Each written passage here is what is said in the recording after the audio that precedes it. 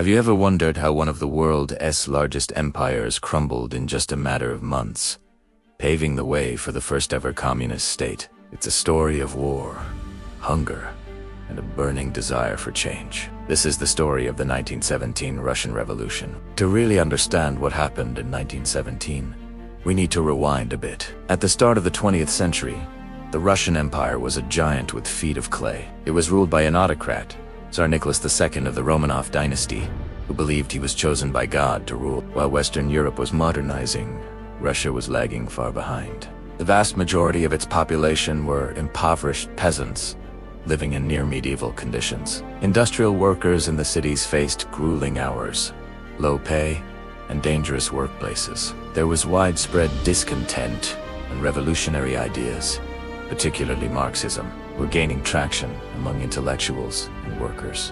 An early tremor shook the empire in 1905, after a humiliating defeat in the Russo-Japanese War and a horrific event known as Bloody Sunday, where peaceful protesters were fired upon by the Tsar's troops. A nationwide uprising.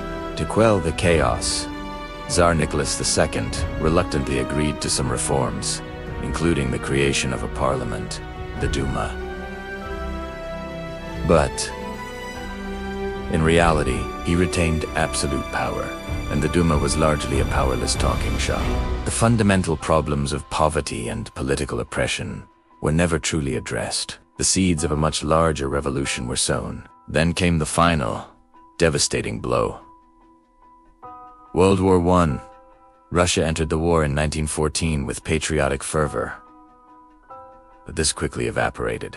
The war was a catastrophic disaster for Russia. The army was poorly equipped, badly led, and suffered staggering losses on the Eastern Front, where, talking millions of casualties. Back home, the situation was dire. The war effort crippled the already fragile economy. Food and fuel became scarce, leading to massive shortages and skyrocketing prices. The cities were on the brink of starvation. People were freezing in their homes. The Tsar's authority completely disintegrated.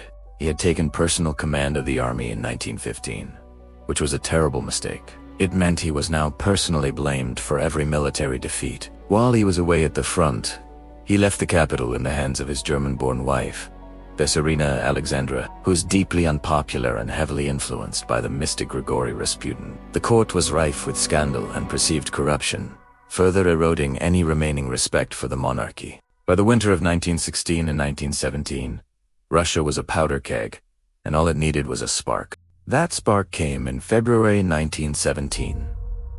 The revolution wasn't planned, it was spontaneous. It started with women textile workers in the capital, Petrograd, which is now St. Petersburg. On International Women's Day, they went on strike, demanding bread. Their protests quickly swelled. They were joined by other factory workers, and soon, hundreds of thousands of people were on the streets. The slogans changed from "We want bread" to "Down with the autocracy" and "Down with the war." The Tsar ordered his troops to suppress the uprising, but this time, something was different. The soldiers, who were mostly conscripted peasants and workers themselves, refused. They were tired of the war and sympathized with the protesters. Many regiments mutinied and joined the revolution. Without the support of his military, the Tsar was powerless. The government collapsed. On March 2, 1917, Tsar Nicholas II abdicated the throne, ending 3 centuries of Romanov rule.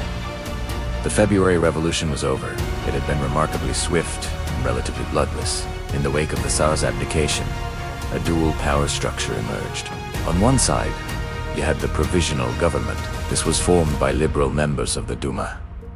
It was the official, internationally recognized government of Russia. Its goal was to establish a democratic republic, and it passed progressive laws guaranteeing civil liberties like freedom of speech and assembly. But it made a crucial, and ultimately fatal, mistake. It decided to continue Russia's involvement in World War I, hoping to honor its commitments to its allies, Britain and France. This decision was deeply unpopular with the war-weary population. On the other side of this dual power was the Petrograd Soviet of Workers' and Soldiers' Deputies. The Soviets were councils elected by workers and soldiers in factories and army barracks. They sprung up all over the country and held real power on the ground. controlling things like the railways, the post office, and the military garrisons. The Petrograd Soviet was the most powerful of them all. Initially, it was dominated by more moderate socialists, like the Mensheviks and the Socialist Revolutionaries. They supported the provisional government, for now, but kept a watchful eye on it. This created a very unstable situation. The provisional government had authority but no real power, while the Soviet had real power but no official authority. Into this chaotic mix stepped one of history's most pivotal figures, Vladimir Lenin.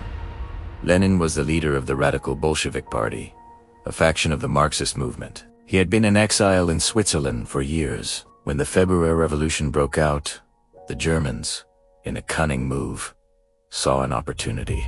They figured that if they sent Lenin back to Russia, he would stir up trouble, cause more chaos, and force Russia to pull out of the war. So, they arranged for him to travel across Germany in a sealed train. Lenin arrived in Petrograd in April 1917 and immediately shook things up. While other socialists were cautiously cooperating with the provisional government, Lenin would have none of it. He delivered a fiery speech, laid out in his April theses. His message was simple and powerful. He called for an end to the war, for all power to be transferred to the Soviets, and for the confiscation of all land to be given to the peasants. His slogans were direct and resonated deeply with the masses. Peace, land, and bread, and all power to the Soviets. Throughout the spring and summer of 1917, the situation in Russia continued to deteriorate. The provisional government's decision to launch a new military offensive in June was a complete disaster, leading to more defeats and mass desertions. The soldiers simply walked away from the front lines. In the countryside, peasants began seizing land from the nobles. Without waiting for government permission, in the cities, economic collapse worsened, and workers grew more and more radical. The Bolsheviks' popularity skyrocketed. Their clear, uncompromising message was exactly what many people wanted to hear. They were seen as the only party that truly represented the interests of the workers, soldiers, and peasants, and had a real plan to end the crisis. Other socialist parties lost support because of their association with the failing provisional government and the hated war. The provisional government, now led by Alexander Kerensky, tried to crack down. After a series of chaotic armed protests in July, known as the July Days, the government blamed the Bolsheviks, arrested some of their leaders, like Leon Trotsky, and forced Lenin to go into hiding in Finland. For a moment, it seemed like the Bolsheviks were finished, but then, in August, the government faced a threat from the other direction. The newly appointed commander-in-chief of the army, General Kornilov, attempted a military coup. He intended to march on Petrograd and establish a military dictatorship. In a panic, Kerensky had no choice but to turn to the very people he had just suppressed for help. The Bolsheviks, he released their leaders from prison and armed their supporters, the Red Guards, to help defend the capital. The coup failed before it even reached Petrograd, as railway workers sabotaged the tracks, and Kornilov's own troops turned against him. The Kornilov affair was a complete disaster for the provisional government. It destroyed Kerensky's credibility and exposed the government's weakness. But for the Bolsheviks, it was a spectacular gift. They were now hailed as the saviors of the revolution, armed and more popular than ever. By September, they had won majorities in the key Petrograd and Moscow Soviets. Lenin, still in hiding, saw that the time was right. From Finland, he bombarded his party's Central Committee with letters, urging them to seize power immediately. He argued that waiting for a scheduled Congress of Soviets or for a constitutional assembly would be a mistake. The opportunity was now, and it had to be taken. After some internal debate, with key figures like Leon Trotsky providing the crucial organizational genius, the Bolsheviks decided to act. The plan was to stage an armed insurrection just before the Arushan Congress of Soviets was due to meet. This way, they could present the Congress with a done deal. Power had been seized in their name. The October Revolution, unlike the spontaneous February one, was a carefully planned and executed coup.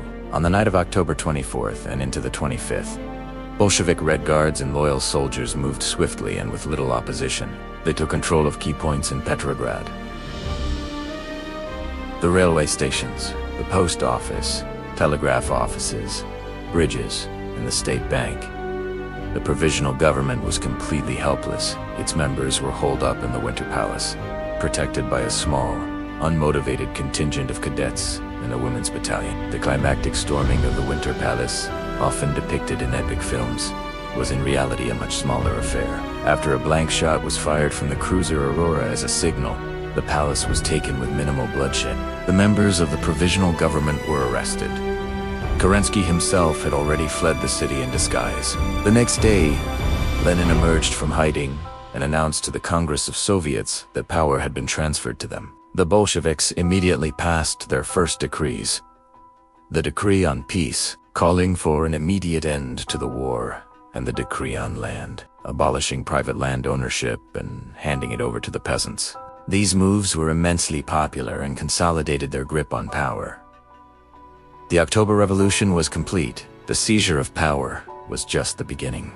The Bolsheviks, who soon renamed themselves the Communist Party, faced immense challenges. Their revolution triggered a brutal and bloody civil war that would last for nearly 3 years, pitting their Red Army against a collection of anti-Bolshevik forces known as the Whites, who were supported by several foreign powers. It was a conflict that would devastate the country even further. But the Bolsheviks, under the ruthless leadership of Lenin and the military genius of Trotsky, ultimately prevailed. In 1922, they officially established the Union of Soviet Socialist Republics, the USSR, a state that would profoundly shape the course of the 20th century, and whose legacy is still debated and felt to this day. The events of 1917 didn't just change Russia, they sent shockwaves across the entire globe, introducing a new political ideology onto the world stage and setting up the great ideological conflict that would define the Cold War.